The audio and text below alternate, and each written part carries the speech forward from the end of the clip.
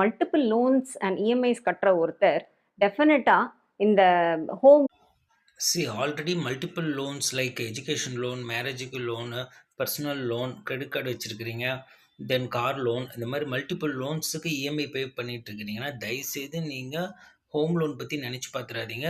Life long உங்களால் வெளியவே வர முடியாது. இந்த லோன்ஸ் எல்லாமே க்ளோஸ் பண்ணிவிட்டு ஜீரோ டெப்ட் ஆனதுக்கப்புறம், அது கடனே இல்லைன்னதுக்கப்புறம் ஜஸ்ட் அதை பற்றி திங்க் பண்ணுங்கள். அண்ட் கையில் கொஞ்சம் இன்வெஸ்ட்மெண்ட் வச்சுக்கிட்டு நீங்கள் ஒரு 70% கேபிட்டல் வச்சுக்கிட்டு ஒரு 20% லோன் போனால் அது ஒரு விஷயம் கிடையாது. ஜஸ்ட் 5 இயர்ஸில் நீங்கள் லோன் அடைச்சிடலாம். ஸோ வித்தவுட் லோன் ஹாப்பியாக இருங்க. ஃபர்ஸ்ட் ஜீரோ டெப்ட்டுக்கு வாங்க. மல்டிபிள் லோன்ஸ்லேருந்து ஒவ்வொரு லோன்ஸ் எப்படி அடைக்கணும்னா எது அதிக இன்ட்ரெஸ்ட்டோ அதை ஃபஸ்ட்டு க்ளோஸ் பண்ணுங்கள். ஸோ கிரெடிட் கார்டை யூஸ் பண்ணாதீங்க. தி ஒஸ்ட்டு கேஸ் அது உங்களை எங்கேயோ கொண்டு போயிடும். ஸோ அவாய்ட் கிரெடிட் கார்டு, ஆன்லைனில் லோன்ஸ் வாங்குறது எல்லாமே அவாய்ட் பண்ணுங்கள். And save